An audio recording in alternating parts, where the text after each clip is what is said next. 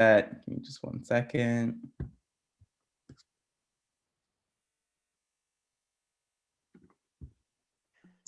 Hi, everyone.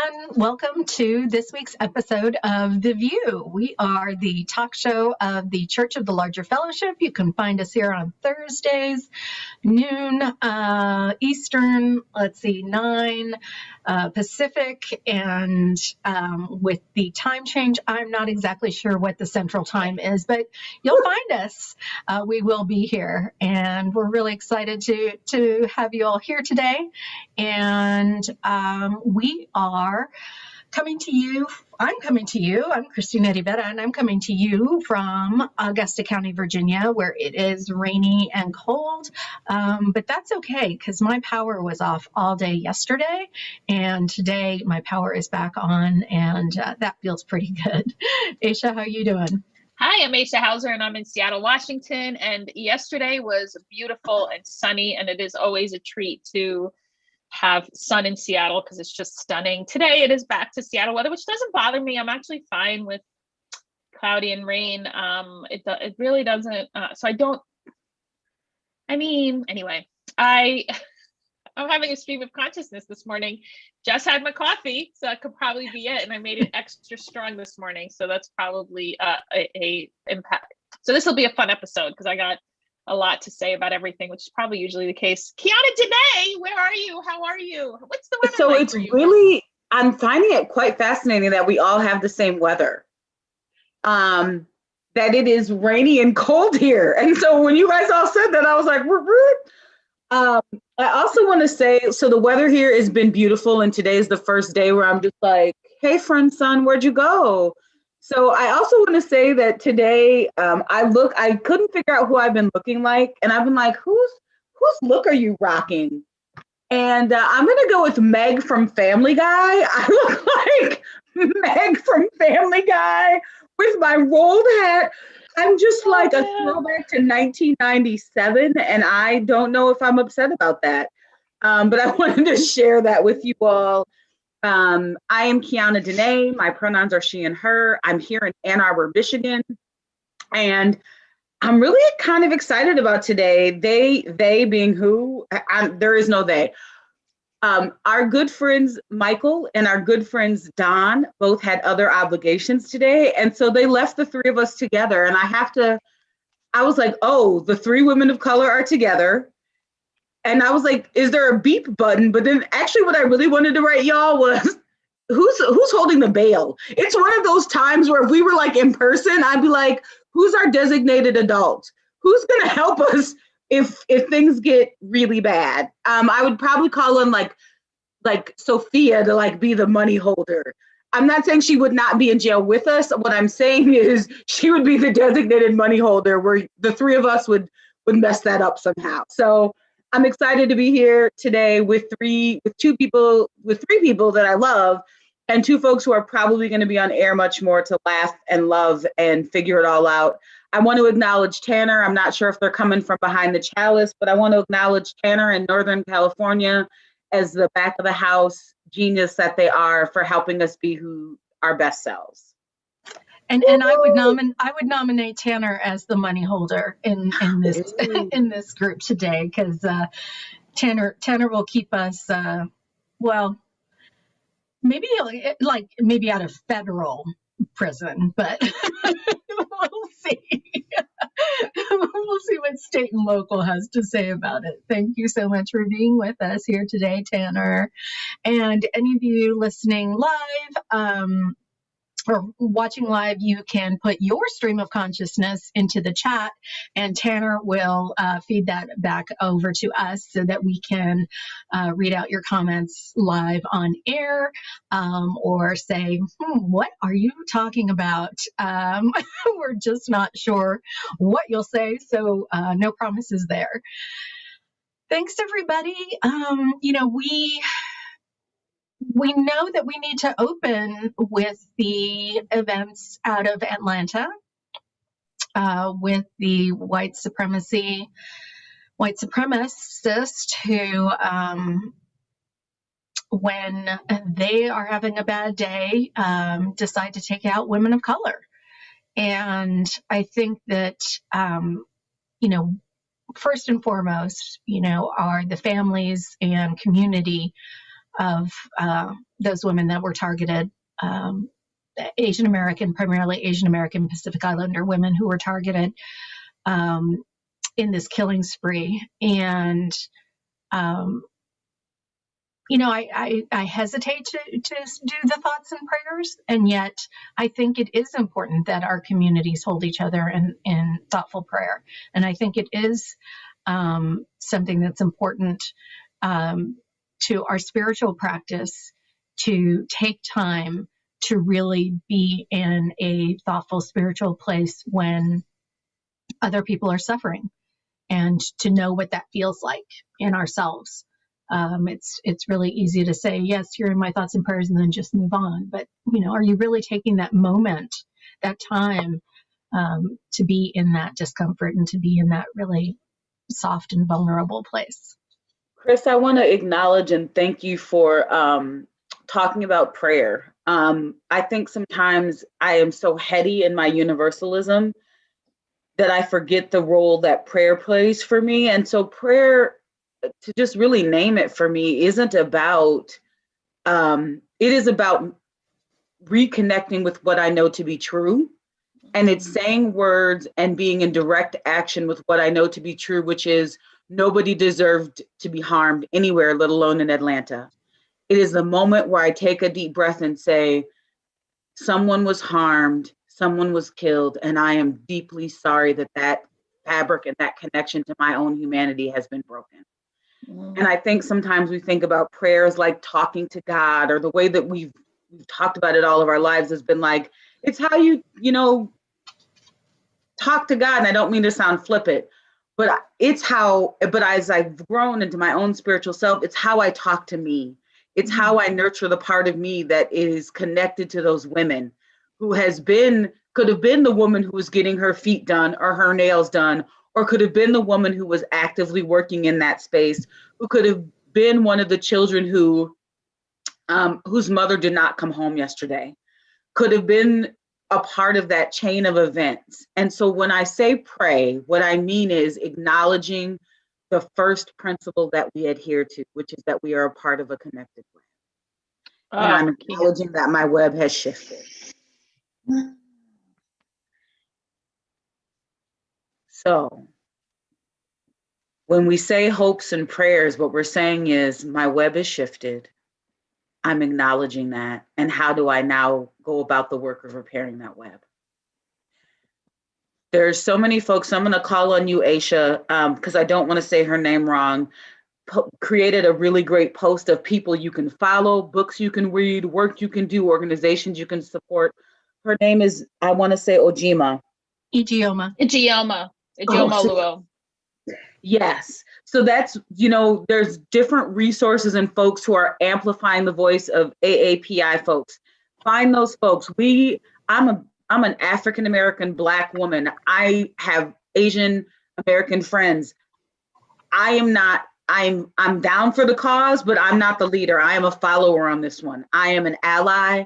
I'm in the back of the kitchen doing dishes. So I really want to amplify the voices and the folks who are most deeply impacted by what happened yesterday. And that means taking a back seat to my Asian and Pacific Islander sisters and brothers. Find them, work from their voice, work from their efforts, work from their the foundations they've already created around ending Asian hate. We don't have to recreate the wheel. We don't have to circumvent Black Lives Matter. We don't have to do any of that. The work is there. The foundation is there. Tap into what we know is good. I also, yes.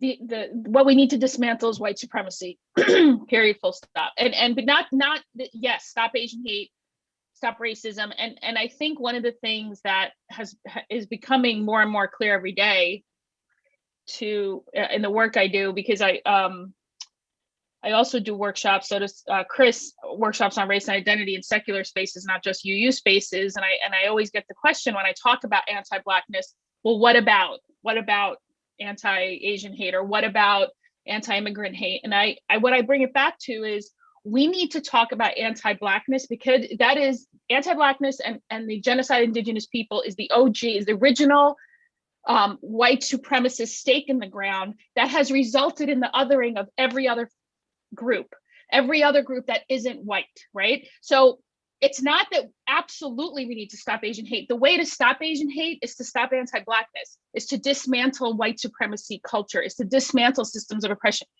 So to me, it's like it's a both and. We can walk and chew gum at this, or roll and chew gum at the same time, or have there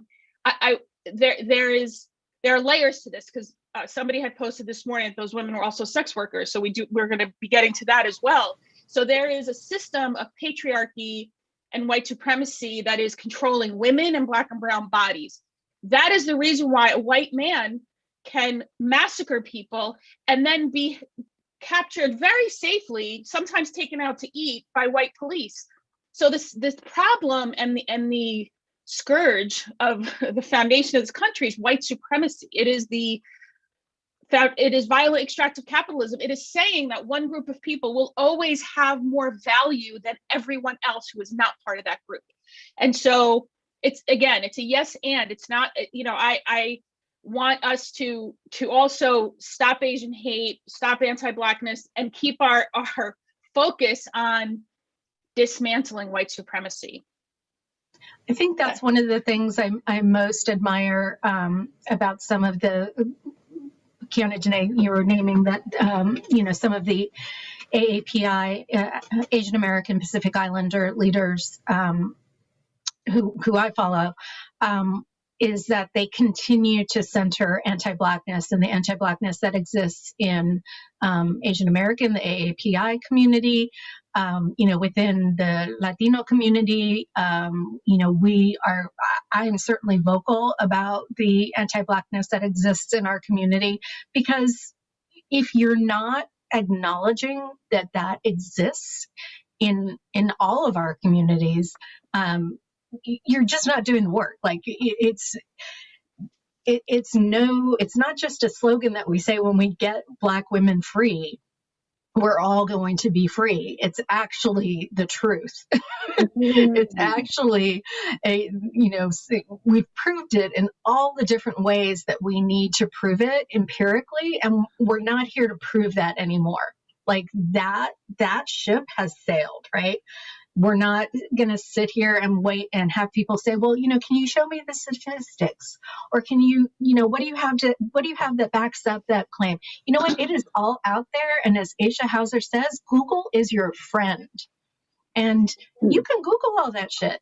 You don't need me to Google it and spoon feed it to you for you to understand that I know my shit and what I'm telling you is true. So we're just going to move on from that and move into the fact that, 97% of the mass shooters are white men, right? 86% of them are men or male identified.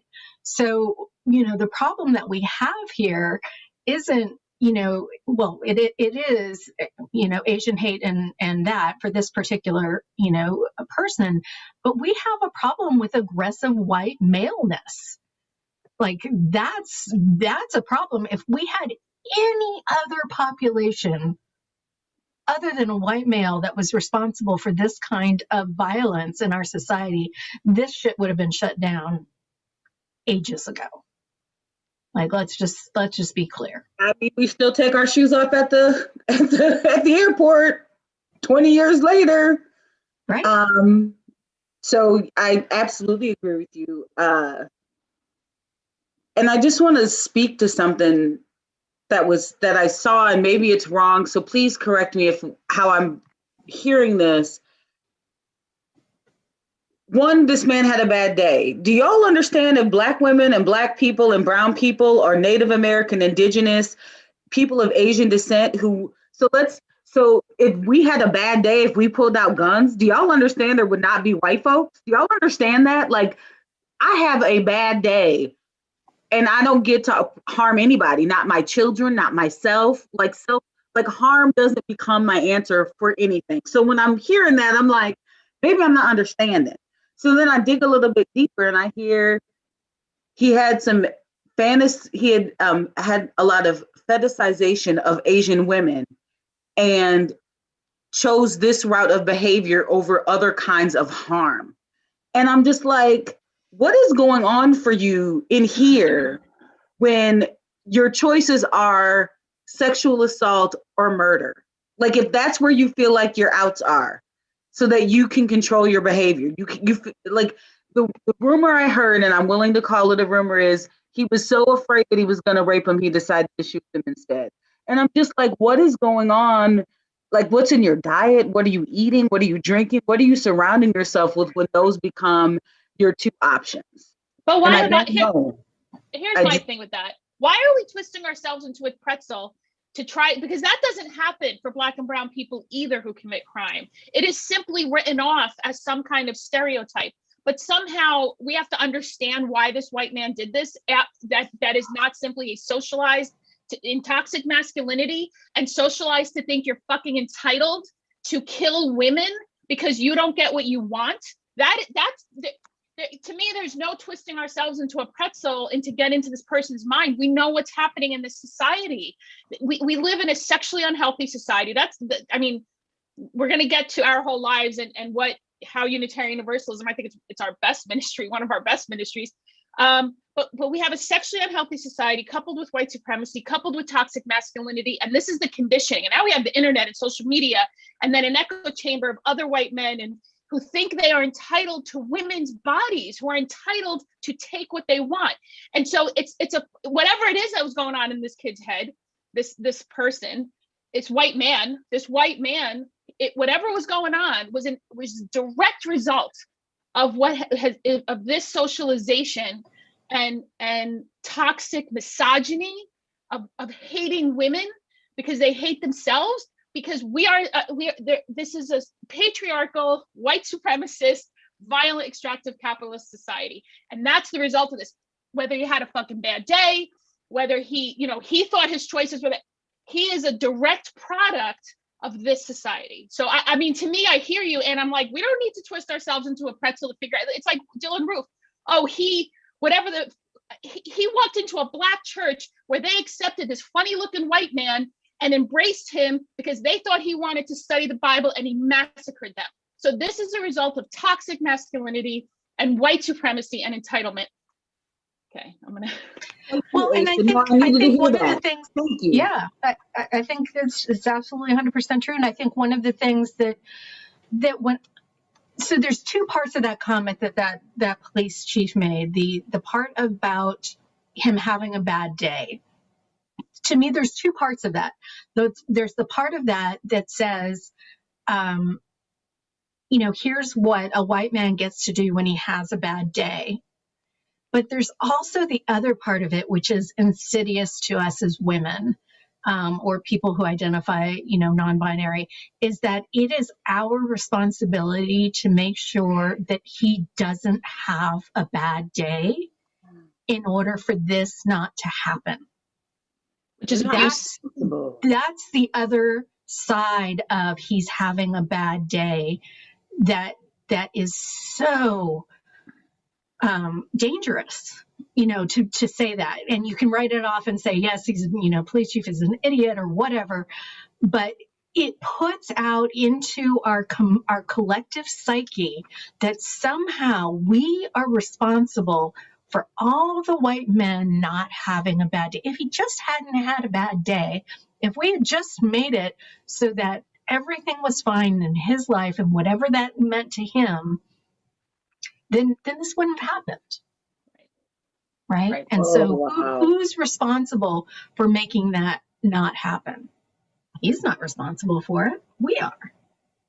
We're the ones that need to change. Chris. It is. It's the part of it that just kind of seeps into our psyche, as a collective, that we don't even raise up. We're just like, we're pissed that he said it, that he had a bad day. Well, lots of other people have bad days too, but we don't really internalize what is really being said by that statement, of who is responsible, who's ultimately responsible for this shit, who's ultimately, and it ain't us. Like, let's be clear, the statistics say it is not women of color. That is not who is carrying this water. Like the white male in our society is the one that is going in time after time and committing these atrocities. And they usually have a history of domestic violence. That's also revealed almost 100% of the time. Because again, I mean, there's so many layers to this abusive, unkind society that we can be better.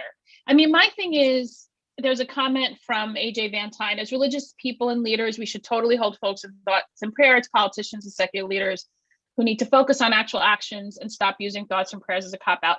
So the thing is, as faith leaders, right? So we're here in the context of Unitarian Universalism, and what I appreciate,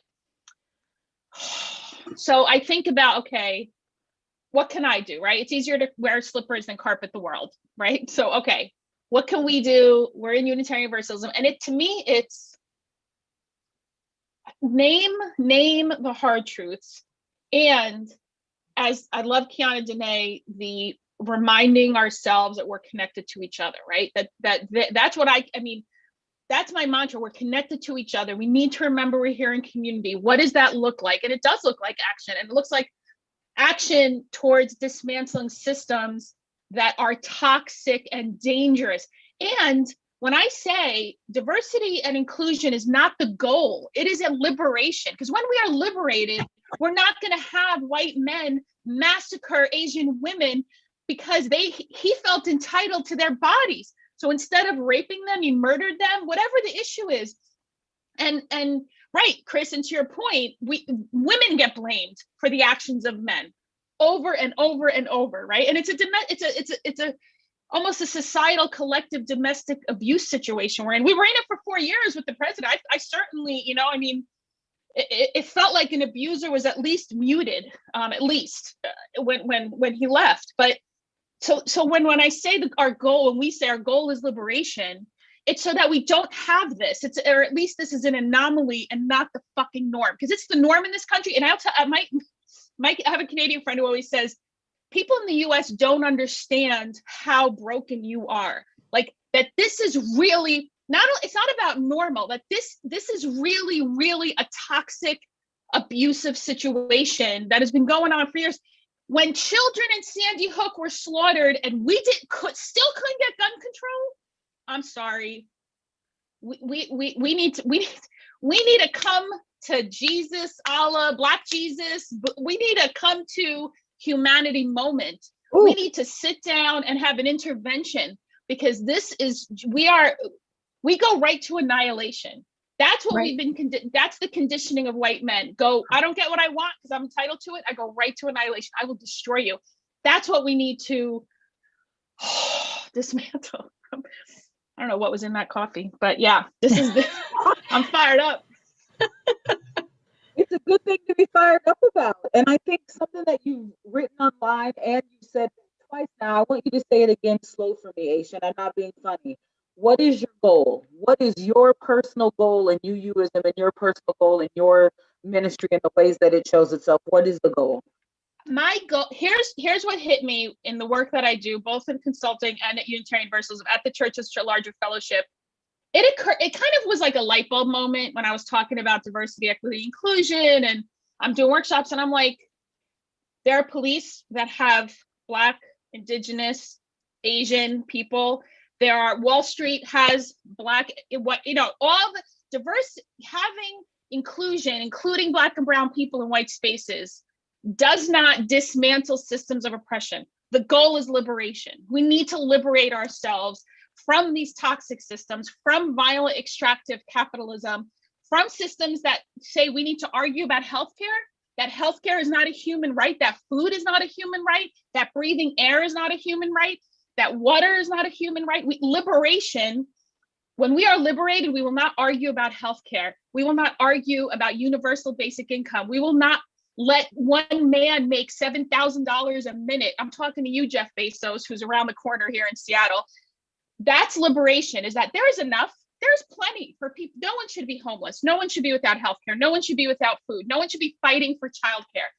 This should be a given. That's when we'll be liberated. when then we could take care of each other. Because guess what?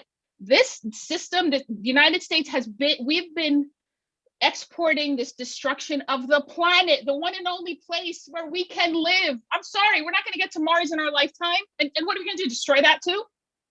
So liberation is the goal. Liberation is what we're headed towards. Inclusion is not the goal. We're included. We're included. Liberation is the goal. Get a t-shirt. Amen. I'm getting a t-shirt.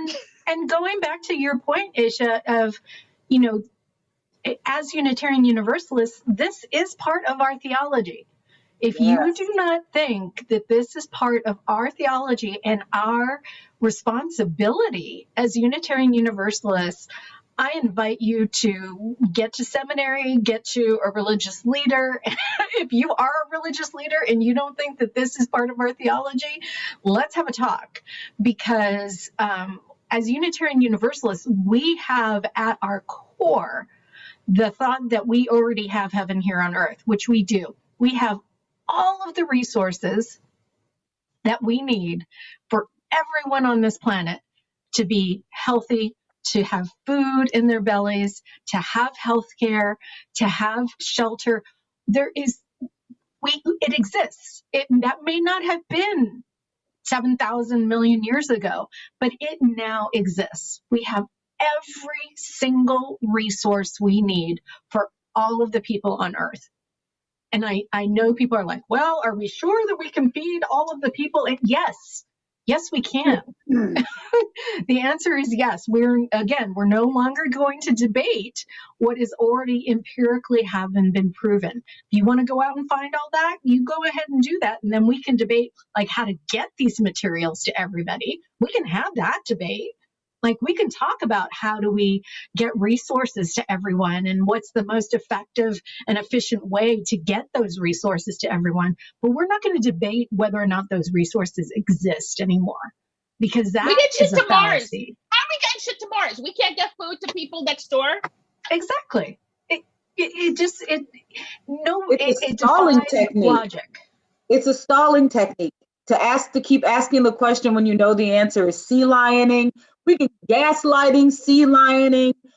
It's a white privilege, white culture, behavioral phenomenon. All of those things are ways that stall the work. And I was talking to someone earlier today, and I was saying we have spent the last year living in possibility.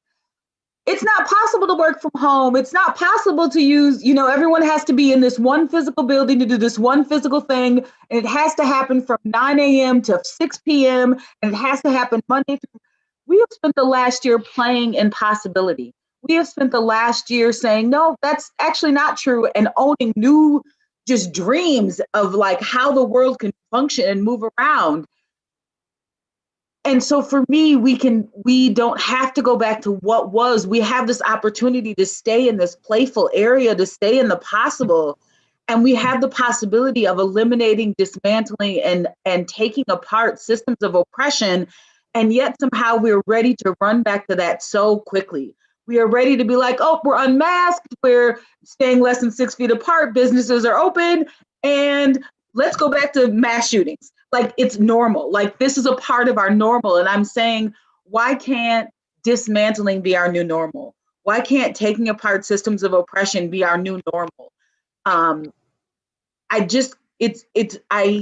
a year of being playful and saying, no, I want to work, I want to take off in the middle of the day so I can have work, so I don't work 12 hours. I'm not saying it flippantly. Like I'm going to work 4 hours in the morning, 4 hours at night, but these 4 in the middle are mine. I'm going to go do my dishes, do my laundry, and take a walk so that this 4 hours I'm here at night, I can be more present with people. I've been playing in that level of possibility.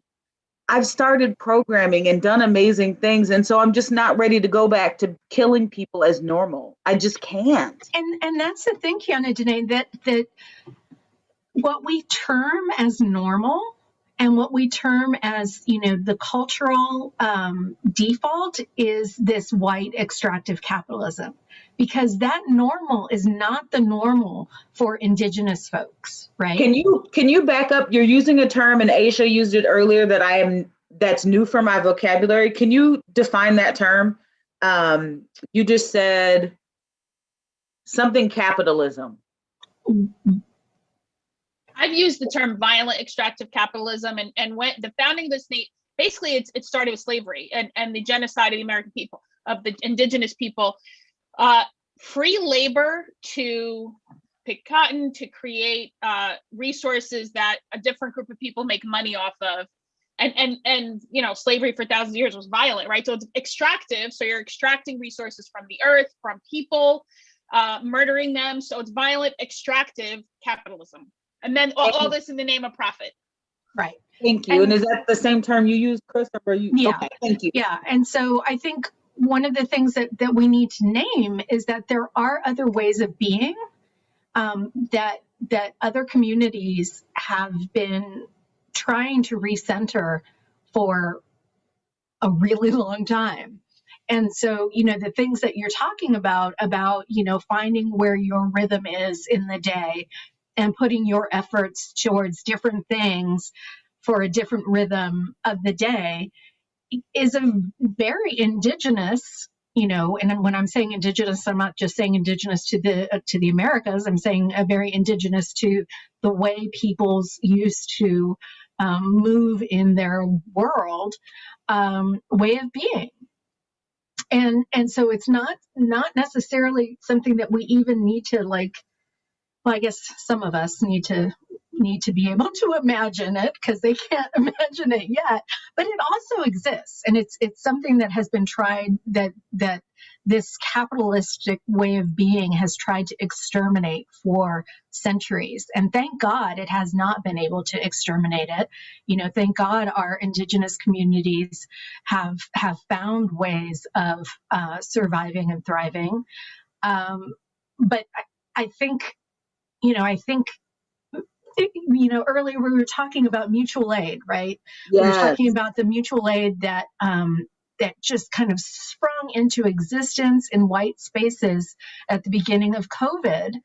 And you know, we just saw all of these folks talking about mutual aid and mutual aid product reviews and mutual aid philosophies and mutual aid theologies, and which was great, but there wasn't a lot of acknowledgement that those philosophies were grounded in Black and Brown communities' practices, cultural practices that already existed, right? So right, because I've been experiencing mutual aid since I was a kid. I didn't grow up in my own clothes. We passed everything down and around, so it just got electronic. That's what the mutual aid board became. Electronic. That's what happened in June. Because grandma's been on porches, friends been telling friends who got diapers. Folks have been running this for a long time. So let's not make any mistake. Brown communities have been networking in ways that you can't even understand since the beginning. When y'all brought us over here on these ships and put us in these raggedy ass houses and had all these babies, somebody's had to take care of them during the day. So we've been doing mutual aid for a long fucking time. This is nothing new. Y'all just found a new word and learned how to put it on Facebook. Don't confuse. Don't get it confused. Sorry, I had to have that moment. No, it's true. It's absolutely true. And you know, one of the things that kills me is that now, you know, a year later from the start of the pandemic, the mutual aid, quote unquote, the mutual aid that continues and has survived and thrived throughout this year has been mutual aid that has been led and centered by Black and Brown women. Like, let's just name it, right? Those are the mutual aid societies that are continuing to do what they need to do, you know, even when it's not glamorous or, you know, the newest shiny social justice thing to do. And that's because it is part of our DNA. It is part of our DNA to say that kid over there needs to go to college. Let's see how many families we can get to kick in to get that kid to college, right? Let's see how many, you know, grocery coupon points we need to pull together to buy that, to get that family a turkey, you know, at Christmas, right? Like that's, it's not mutual aid. It's just our lives. Right, because we see ourselves as interconnected communities. We're not individuals. I am my brother's keeper is not, when we say we, you know, all these cute little phrases that white folks found later on, it takes a village, I'm my brother's keeper. Those weren't just clippy things you put on a shirt. Those were like the realities in which we were going to survive and thrive. That is like narrow-based information. When we started, and I'm going to say something weird but good, when our housing changed from being communal to being individual, when we started having garages, what meant you could come into your house, never see your neighbors, never interact with anyone, and putting walls up between our houses so we couldn't even see each other in our backyards, it took away a layer of community and understanding. There's this book about bowling, and I can't remember the title of it, but just the sense that when men and other folks stopped bowling, stopped being in communal conversation, stopped just being present with each other in really small ways, that it shifted how we are as a collective. When we went from the front yard to the backyard. Yes. When you were on your porch, on your stoop in your front yard, and were in visible sight of your neighbors, and, you couldn't help but notice if somebody's kid was walking by that didn't have the shoes on, right? You couldn't help but know. But if you're in the backyard surrounded by fence, you can't help but know. And you can't help but, just not pay attention and not know what's going on. And I remember moving in California to a community. And, the first thing we did when we moved in there was, on the weekends, we would open our garage and, be working in and out of the house. And the Armenian neighbors across the street came right over because they knew that was like, we want to be in community with you. We're not going to have, be doing our shit all in the backyard where nobody else can see us. And those folks got to know our kids. They got to know, one of the folks across the street. He's a plumber, and he would see my twins one at a time in the window of our house. They'd crawl up the backside of the couch and he'd see them, and damned if he did not always know which twin it was and be able to say, hello, Miguel, hello, Andres, because he was with them, right? Because he was with them and he knew who they were and what they looked like and what their moves were. I mean, that's what we need. We need people more in each other's business a little bit. Well, we need to remember that being connected is better than being apart, and finding reasons to. I mean, when I need to get that book, the QuianaDenae, the one you mentioned about bowling, because I've been blaming the NFL. This whole we need to fight and destroy each other, and I mean, it's not just the NFL, obviously. However, it doesn't help. Like, we went from bowling and friendly, like, even if there's teams, they would go for beers after, I imagine. I'm a terrible bowler, but that's a digression that doesn't make any sense right now. But, and you know what I was saying to someone recently? I'm like, Canada's never bombed anyone. Not that the Canadians don't have issues, but part of the issue is we won the Revolutionary War. We haven't stopped fighting it. Like, we're constantly in this fight mode as a country for everything. And it's like, we calming our spirits and healing our spirits and knowing we are more connected than not. We are connected. However, when we break the connection, violence happens. Spiritual violence, psychic violence. I'm going to take this to, I'm going to pivot us a little bit to sexual health, because I grew up in an incredibly sexually unhealthy system that said women were Eve. The downfall of humanity is blamed in the Bible, the Quran, and the Old Testament on a woman. And the message was, you got to stay virgin until you get married. Otherwise you are tainted, soiled, dirty, right? And so United Church of Christ, the Unitarian Universalist Association, came up with this program many years ago, Our Whole Lives. And it's lifespan. So kindergarten, first grade, it's age appropriate. Let me say age appropriate. So K1 learned body parts, and it begins the healthy way of looking at our bodies and being in our bodies and what is sexually healthy. Because to me, part of getting away from violence is getting into embodiment and embracing our sexuality in a healthy way, right?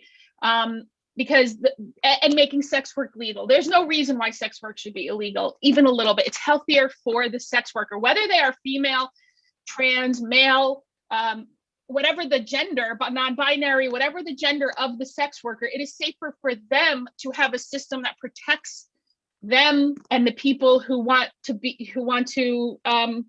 because people who will pay for sex work will do so anyway.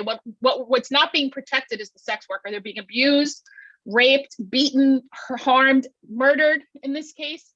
So what I tell people is, whether or not you join a UU church congregation or UCC, just take OWL. Find an Our Whole Lives program and send your child of any age, because it is that important.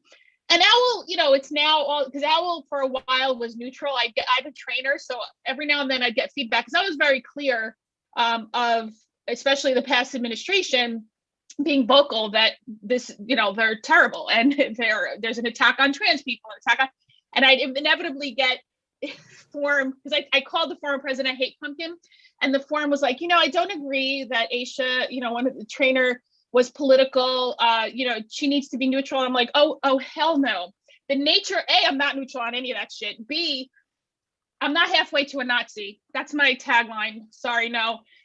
And OWL itself is not neutral. Being a sex positive program that is rooted in affirming non-binary, trans, gay, lesbian, who you are in the fullness of who you are is not neutral. It is not neutral. So let's not pretend it is. So that's my OWL spiel.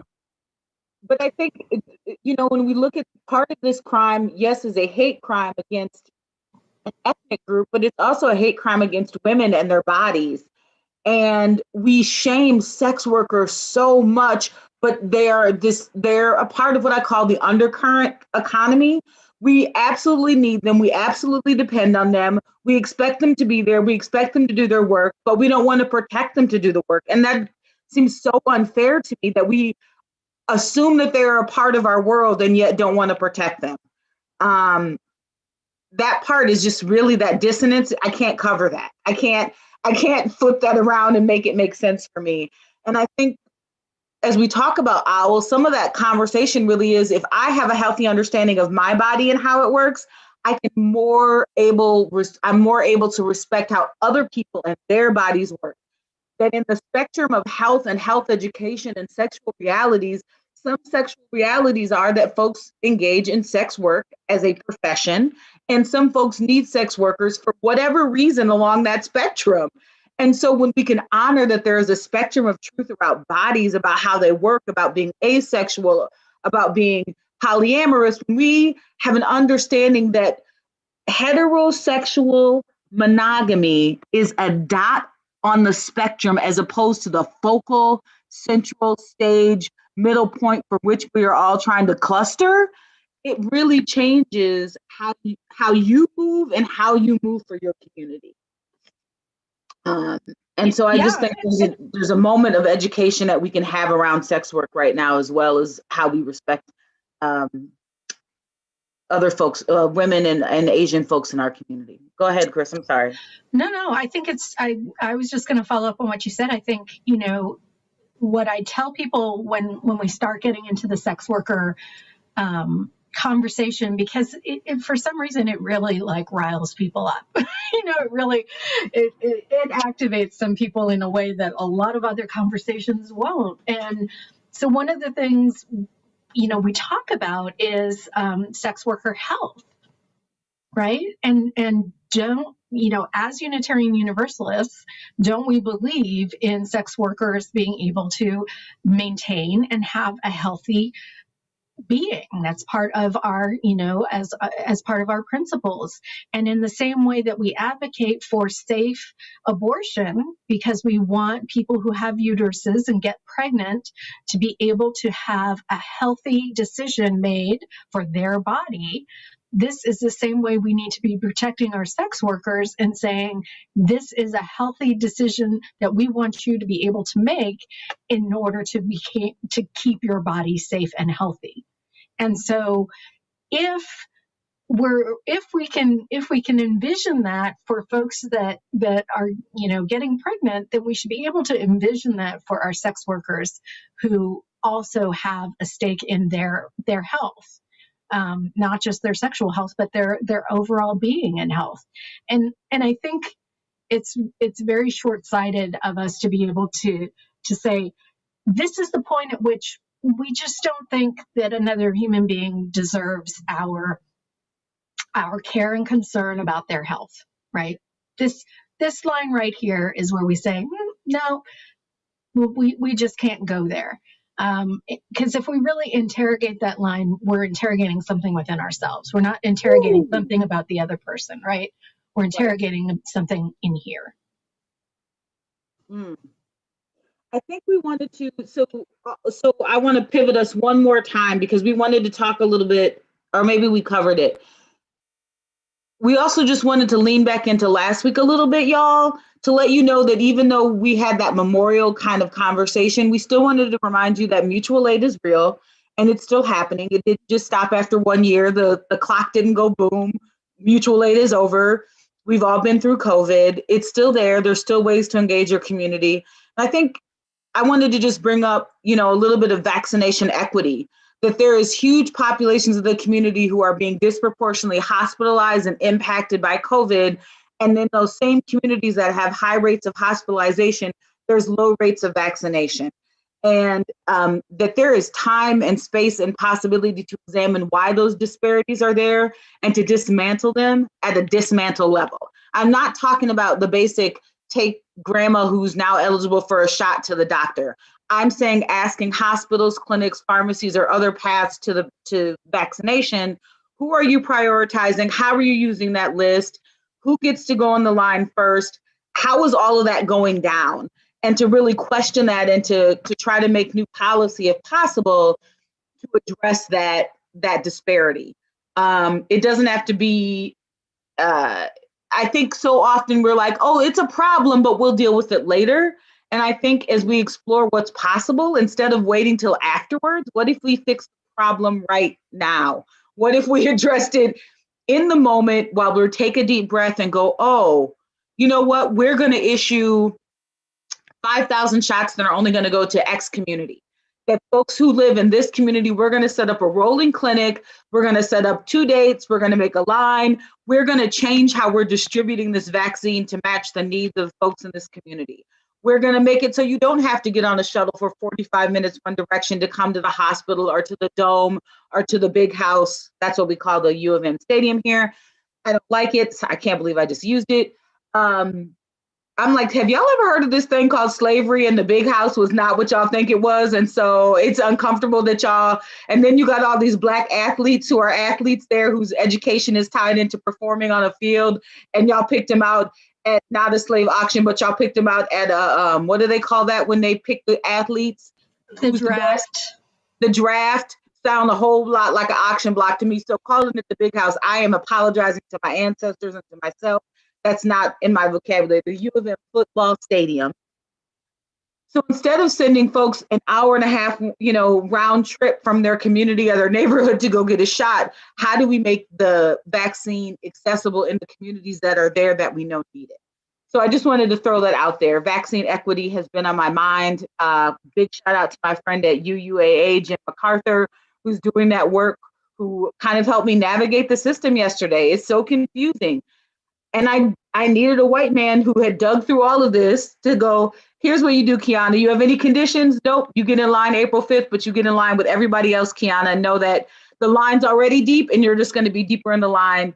And that's what we know. And I was like, thank you. He cut through all of that. He cut through all of those barriers that were put in place to make it hard for me as a fat, queer Black woman to access vaccine. And that's sad, but I knew who my resources were. I knew how to get the information. A lot of people don't have access to a retired white guy who can help them. And so that white retired guy voice needs to be in those communities saying, I'm speaking for you. I'm the Lorax right now until you can be your own Lorax. And that's what I just want to acknowledge Jim, because that's what he was. He's my Lorax till I can be my own Lorax. Well, and I want to acknowledge that just what you named in other communities and other states are qualifying factors to be in the 1B or a higher priority, which is just, part of this inequity that we were talking about, is that, so according to BMI, I am obese, and part of the qualification locally in Virginia to be able to be in a higher priority is a BMI that registers you for obesity. And so, in one ways, we're being racialized into these health factors, health health stratospheres that don't take into consideration any of our actual physiology and cultural physiology, and then in another, being penalized for it. It's just, it's beyond belief. I'll just do a shout out for the Frontline. The Frontline is a political organization. It's part of the Movement for Black Lives Electoral Justice Project and the Working Families Party. And tonight we have a panel that is being hosted by Leslie Mack. I'm on it, along with Ange Khan, who is a community organizer, and as well as, who is it? Dr. Tasha, Dr. Rhea Boyd is a panelist, and Lash Nolan is a panelist, and we are going to be specifically talking about COVID, around COVID, everything having to do with COVID, but also particularly around the equity around the COVID vaccine. I know we have a few minutes left. One other thing that's on my heart, for those of you who don't know, I'm a Minnesotan. I'm a Minneapolis girl, tried and true. I lived there 32 years. And my heart is just on the edge for my community right now as they are selecting the jury in the Chavanaugh trial. If you don't know who Chavanaugh is, he is the gentleman who decided that he needed to have power over George Floyd and was instrumental in his death. And as that community is kind of under siege right now, is kind of Minneapolis, as they go through the jury selection process, the city is set up almost as if it's going to war. A lot of police presence, military presence, copters overhead. It's just a really scary place to be in. And I don't want to speak for Minneapolites. We're gonna make that word up right now. What I'm trying to say is, I see you, I hear you, I'm caring for you, I am praying for you. I know that my humanity is connected to yours, and that whatever happens in the next amount of time it takes to go through this, that we are this beloved, amazing community. And what comes out on the other side of that is going to remain beautiful and amazing. But know that you are home. 612. I'm surprised I don't have a tattoo yet. 612 is life. I'm a North Sider for life. I'm a South Sider for life. I'm holding you. I'm holding you, holding you, holding you.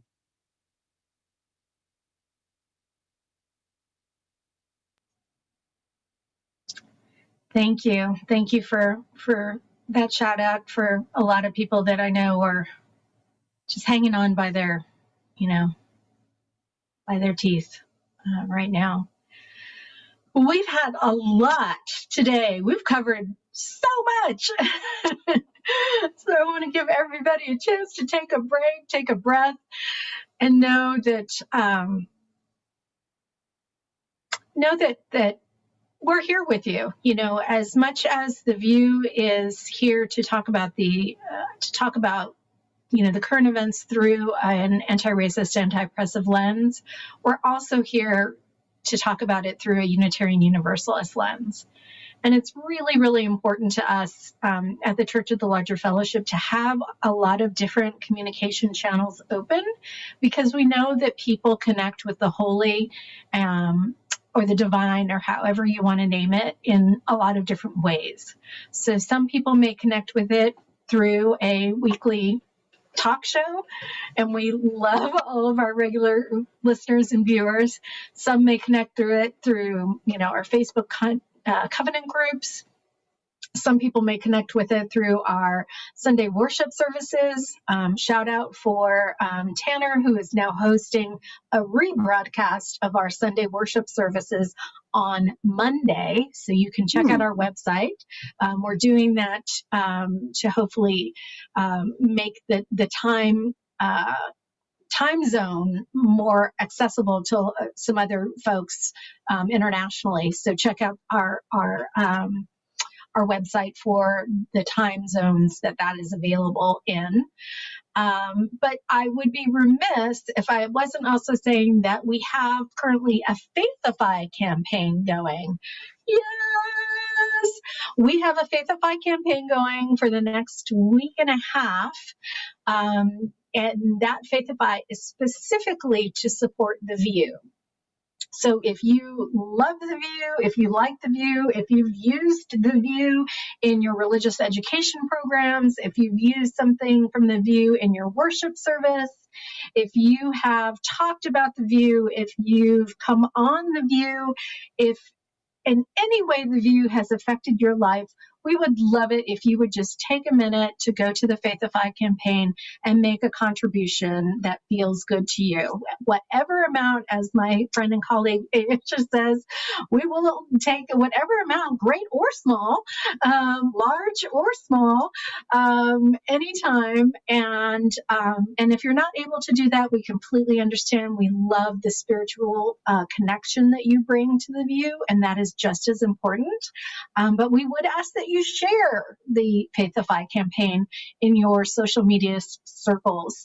The Church of the Larger Fellowship relies on these kind of mini campaigns in order to bring you all of these kinds of things. So I know my communications and fundraising team would be like, I cannot believe you did an entire VUU without mentioning the Faithify campaign. Please go back and say something. So I'm sure Tanner is going to put that into our chat. If you can't find it there, you can go to our Facebook page and check it out. We would love to have your support because we love being here for you. And Tanner said the link is in the chat and in the show notes. So this is my first year as a co-host, and it has been, it's like this anchor to my week, into my weekend. It has become a place for me where I feel safe, where I know that I can talk about things in a lot of depth. I can ask questions. I don't always have to know everything. I even got to ask a question today. There's been times where Don and I have had different perspectives on things, and I've learned things, but also conversely, there's been times where we've had moments that were really tender in this space that weren't solved, that weren't hashed out, and we got to just role model what it's like to be tender. And that's mattered to me a great deal. So if this has mattered to you, if it has been something you come back to again and again, please let this be a time where you dig into your purse, your wallet, your Cash App, your PayPal, and you put some money to that belief. Now, if this week you can't do that because you've already given to our AAPI siblings and those folks in Atlanta, or you've already given to mutual aid, we'll be around for a few days. You got till the 31st. See, I'll be reading my emails, y'all. So you have until the 31st. You got a little bit of time. But if you keep coming back here, there's a reason. And this, the lights don't come on magically. So please dip in your pocket. $5 makes a difference. So please, please, please support us in this work to be another element of community and connection. Thank you. Yes, I've been on since 2015, and seeing the transformation of the VUU is magical. And just, the makeup of it and how it started. And it's kind of hopefully a reflection of Unitarian Universalism. And it's not about what it was good or bad. It just was different. And now it is the VUU being it. It is an anchor to the week and a way, it's a space that doesn't really, I don't know that there's anyone like it, another space like it. So it's a privilege to be with all y'all. Yay. Thank you, fam. We'll see you next week. We'll do something fun, creative, laugh, love, and learn together. Absolutely. See y'all.